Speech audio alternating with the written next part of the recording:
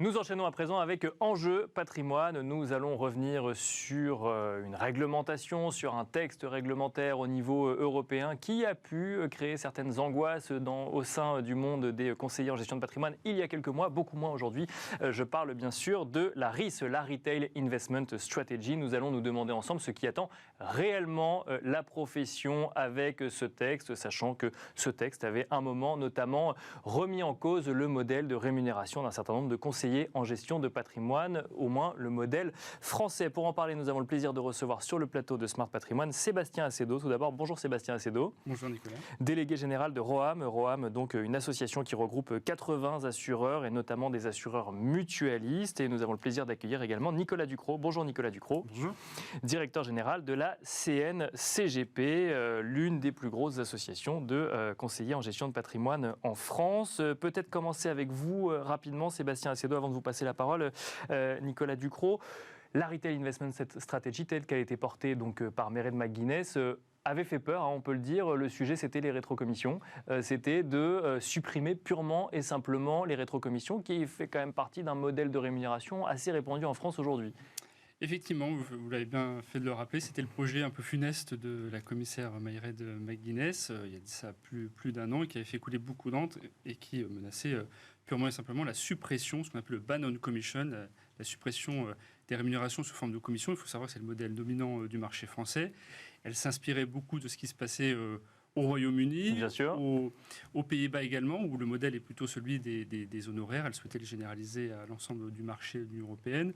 Et heureusement, fort heureusement, il y a une réaction à la fois des assureurs, des gestionnaires d'actifs, de toute la profession des intermédiaires, des distributeurs, le soutien de la Direction générale du Trésor, le soutien d'autres partenaires européens qui ont réussi à faire fléchir la position de Mairead McGuinness. Il restait une menace dans la première version du texte de la RIS, puisqu'on était passé d'une suppression totale à une suppression partielle. Bien sûr. Oui. Et heureusement, grâce au travail de l'eurodéputé Stéphanie Lyon-Courtin, qui était rapporteur du texte au Parlement européen, on a pu, fort heureusement, voir cette menace totalement écartée à l'issue du vote du 23 avril dernier. Donc, le sujet des rétrocommissions n'est plus à l'ordre du jour dans le texte et ne reviendra pas. C'est ce qu'il faut comprendre ou...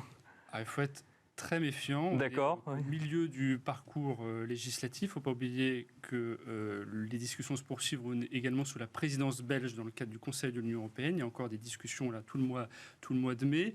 Il va y avoir ensuite un trilogue tripartite avec le Parlement européen, le Conseil de l'Union européenne et la Commission exécutive, probablement à l'automne, après les élections européennes, qui pourront peut-être aussi jouer sur la coloration du texte. Il ne faut pas oublier que la gauche du Parlement européen, les socialistes et les écologistes étaient farouchement opposés au maintien des commissions. Donc la menace n'est pas totalement écartée. Le processus est encore long jusqu'à la transposition dans le droit français, dans le droit de chaque État de l'Union européenne, c'est-à-dire à horizon 2028 tout au mieux. Donc d'ici là, on a encore peut-être des surprises et il faut rester particulièrement vigilant. Nicolas Ducrot, le sujet des rétrocommissions n'est pas nouveau, il est régulièrement attaqué.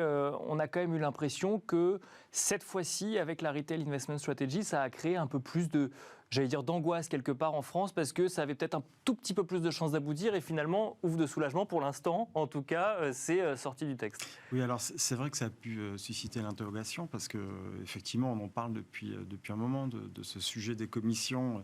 C'était déjà à l'ordre du jour sous MIF 1, MIF 2, dans DDA, puis à chaque fois le modèle a survécu. Il a survécu parce qu'on a été en capacité d'expliquer pourquoi ce modèle existait, pourquoi il allait encore exister, puis pourquoi surtout en France, la chance que les épargnants ont, c'est que leurs intermédiaires, leurs conseillers peuvent se faire rémunérer par le biais de commissions, mais également par le biais d'honoraires. Bien sûr. Donc ça, on a tendance à on a le choix entre les deux. Exactement, mais ça existe. Alors c'est vrai que quand on a vu apparaître cette interrogation de la part de la commissaire européenne, ça a créé beaucoup d'interrogations. Parce que forcément, on avait des craintes quant à une relecture opportuniste de la réglementation. Et puis finalement, on voit qu'on est plutôt dans une période de construction européenne. On n'est pas dans une création de loi, en fait. Oui, bien sûr.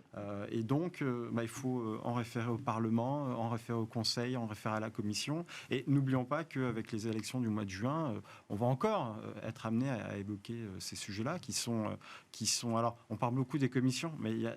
Bien sûr. Le sujet est tellement vaste qu'on pourrait en parler pendant... Alors, j'ai commencé effectivement par les commissions parce que c'est ce qui a le plus, à mon avis, titillé la profession. Mais aujourd'hui, Nicolas Ducrot, au global, qu'est-ce qui attend la profession en France avec le texte dans sa version actuelle, donc à savoir avec la suppression du sujet des rétrocommissions, avec un allègement du sujet value for money aussi, dont on peut dire un petit mot. Est-ce qu'on attend des grands bouleversements finalement ? Non, en fait, en tout cas au niveau de la Chambre, au niveau des adhérents, de nos adhérents, on n'attend pas vraiment de grands bouleversements parce que la logique, elle est somme toute assez simple.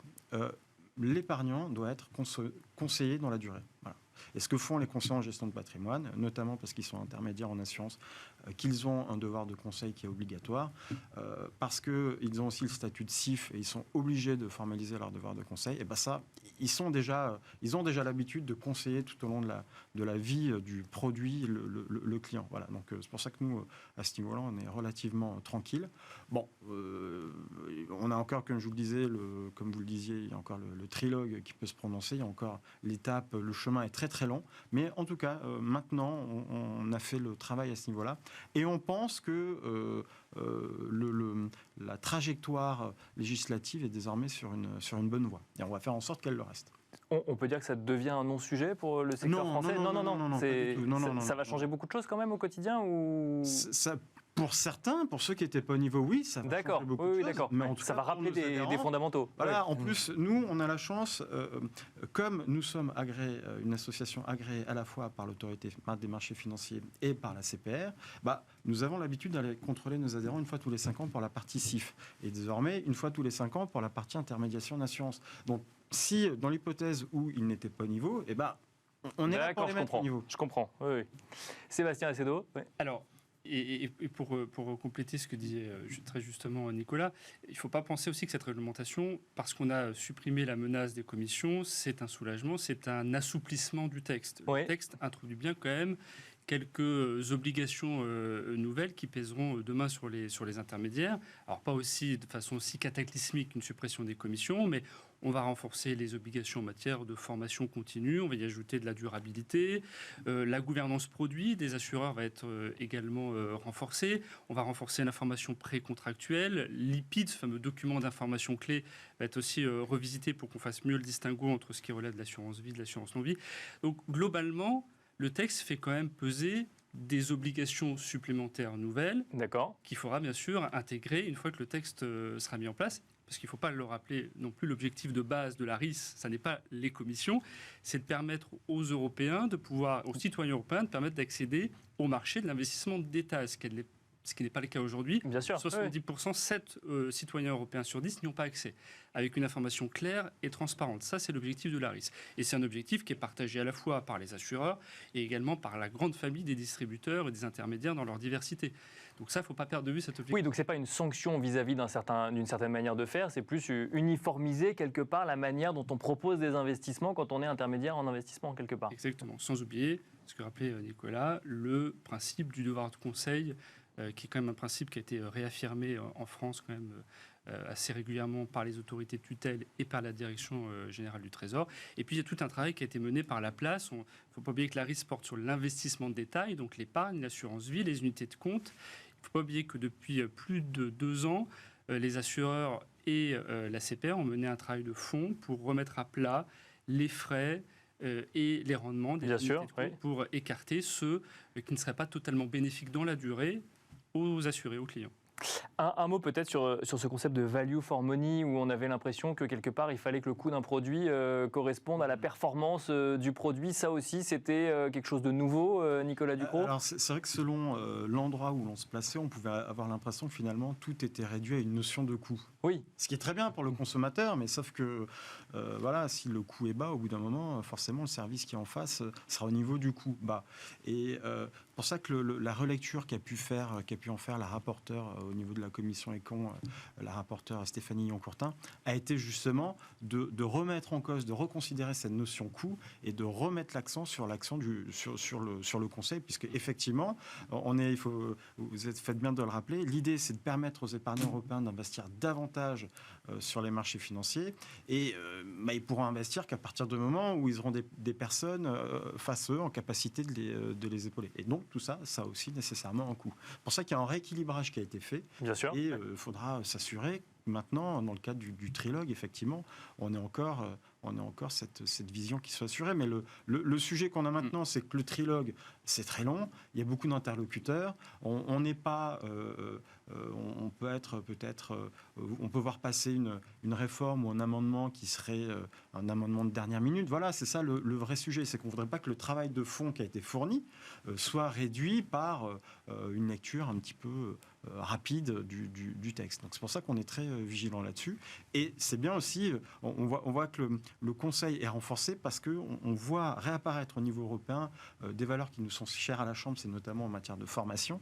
Et on a vu écrit désormais, enfin réécrit parce que ça l'était déjà, les heures de formation qui vont rester à 15 heures de formation. On a pu voir des amendements autour de 45 heures, de 25 heures. Enfin bon, 45 heures de formation, au bout d'un moment, c'est n'importe quoi. Donc voilà. Et c'est d'autant plus intéressant, et ce sera peut-être la prochaine lecture au niveau européen, c'est que, par exemple, en France, désormais, les associations sont chargées de s'assurer au niveau de l'assurance que nos intermédiaires ont bien suivi leurs 15 heures de formation. Et ce qui est encore plus important, et c'est un vrai travail de fond pour nous... C'est dans le texte? Non, ça, on le fait déjà. On le fait déjà, oui, c'est ça. Oui. Et le sujet, c'est qu'il faut qu'on aille s'assurer que le niveau de la formation soit équivalent au niveau du salarié, par exemple, ou du chef d'entreprise. Donc ça va très très loin en France déjà. Justement, en conclusion, Sébastien Acedo, alors vous l'avez déjà un petit peu mentionné, mais pour ceux qui ne seraient pas adhérents à une association, ceux qui voient ce texte arriver avec potentiellement pas mal de chamboulements, qu'est-ce que ça change concrètement si ce texte... Est-ce que déjà ça vaut le coup de se poser la question, ou de toute façon ça peut être mis en cause dans 6 mois et il faut attendre les différentes discussions que vous mentionniez tout à l'heure pour se poser la question, ou est-ce que concrètement on peut déjà se dire ça va durcir quand même les démarches administratives, le côté réglementaire. Oui, je pense qu'il ne faut pas crier avant d'avoir mal non plus. Je pense qu'il faut rester lucide. Il y a quand même encore une trajectoire qui est devant nous. Il y a différentes étapes de discussion. Donc on a le temps. On reste vigilant. On n'est pas à l'abri d'un amendement.